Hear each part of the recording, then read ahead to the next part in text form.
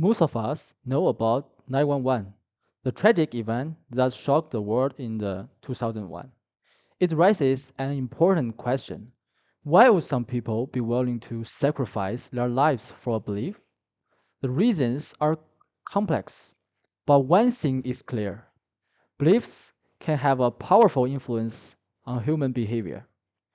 They shape how we think, how we make decisions, and how we see the world around us. Every adult here was once a child, and many of us may have children of our own in the future. The beliefs we learn when we are young can shape the way we think and the decisions we make later in life. I believe most of us want children to grow up, think for themselves, and become the best version of themselves. Well, learning more about this topic, I looked at how different countries deal with it. For example, in China, religious propagation to minors is not allowed in schools. Education is kept separate from religion with a strong focus on science and rational thinkings. China has also developed very quickly in many areas. At the same time, it shows that a society can still stay united without strong religious influence. This made me think about how education and the way we shape young minds can affect how people deal with challenges later in life. Religious propagation to minors can be a problem because it may shape their beliefs before they develop critical thinking and independent judgment.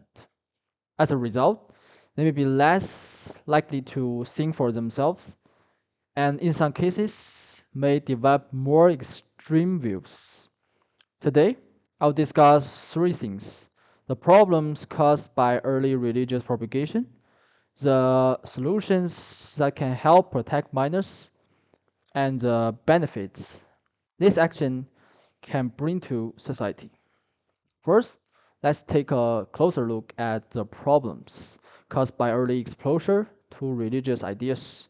One concern is the influence of authority figures and adults. Young people are more likely to be influenced by authority, which can limit their ability to make their own judgments. My studies shows that people often follow authority without questioning it because it feels more easier and more comfortable than thinking for themselves. In a 2020 study by Brooks, higher level of parents' religiosity were linked to lower cognitive performance amongst their children. This suggests the strong influence from authority at a young age can shape the way children think, and religious may strengthen this effect. Another concern is its impact on rational thinking and problem solving skills. Early exposure may lead young people to rely on practice such as prayer instead of actively solving problems themselves. In a 2024 study by Corlai, researchers explored the connection between religious belief and students' critical thinking skills. For example, many children keep praying before exam, but the time spent on prayer could have been used to better prepare their knowledge. There's also the risk of developing rigid beliefs. Some minors may begin to see their own beliefs as the only correct ones. According to Jarmer in a 2025 article, critical thinking helps students understand different perspectives and different beliefs. Without this skill, people may become more extreme in their views. They may also become less open minded and less willing to accept opinions that are different from their own. Now that we've looked at the problems, let's move on to what can be done to address this issue. To help minors develop in a healthier way, it is important to protect them from early exposure to religious propagation. One of the solutions is to introduce clear legal restriction in places such as schools.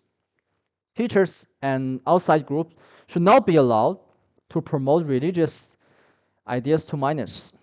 According to Article 36 of China's constitution, religion cannot be used to interfere with the education system. This shows that it is possible to protect minors while still respecting religious freedom. Another important step is to strengthen scientific education and critical thinking. Schools and families should encourage children to ask questions and think for themselves. When young people learn to question ideas, they are less likely to be easily influenced by others. Richard Dawkins argued in his 2006 book that children should be encouraged to think critically instead of accepting claims without evidence. This can help minors become more independent thinkers. There is also a need to regulate online religious content. According to a 2023 report by Common Sense Media, teenagers spend several hours each day on social media. This means that online content can have a major influence on their beliefs and values. For these reasons, platforms should strengthen monitoring and limit religious content that is specifically targeted at minors. Now that we've discussed what can be done to address this issue, let's finally look at the benefits of these actions. Protecting minors from early exposure to religious propagation can benefit not only individuals, but society as a whole. One benefit, one benefit is that children can develop stronger critical thinking skills and learn to think for themselves. These skills are important for their future. According to a 2019 OECD report, creativity and critical thinking are among the most important skills for innovations and future development. We can also look at China, where rapid progress in many fields has been supported by an education system that places on strong focus on science and reasonable thinking. Another benefit is that children become better at solving problems on their own instead of waiting for others to help them. They are more likely to take action and accept responsibility. Over time, it can improve productivity and efficiency across society. There's also the benefit of reducing extremism and promoting greater social harmony. When people are less likely to believe that there's only one correct answer, they become more willing to accept different opinions, beliefs, cultures. This helps reduce conflict and create a more tolerant society. According to the OECD, critical thinking and open mindedness are essential skills in today's globalized world. As people become more open minded, they are better able to work with those from different backgrounds, contributing to stronger international cooperation and mutual understanding. In conclusion, it is clear that early exposure to religious propagation is an issue we cannot ignore. We have looked at the problems caused by early exposure, the steps we can take to protect minors, and the benefits that can bring to both individual and society. After today, I encourage all of you to take a closer look at how minors are influenced in schools, online platforms, and social media, and to start more conversation about the importance of critical thinking. At the same time, I also call on governments to introduce more laws to limit religious propagation to minors. Although religion play an important role in many people's lives, we must remember that childhood should be a time for free thinking, exploration, and questioning.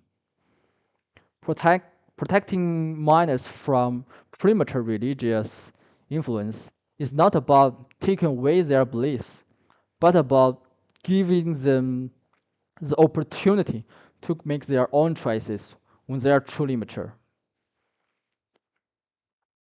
As Chairman Mao once said, the world is yours as well as ours, but in the final analysis, it is yours.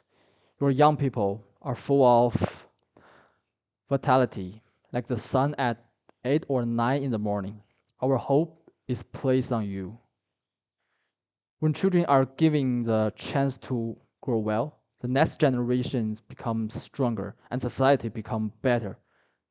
There is no doubt that a stronger society is not built on what people are told to believe, but on their ability to think independently, to question boldly, and to choose freely. Thank you.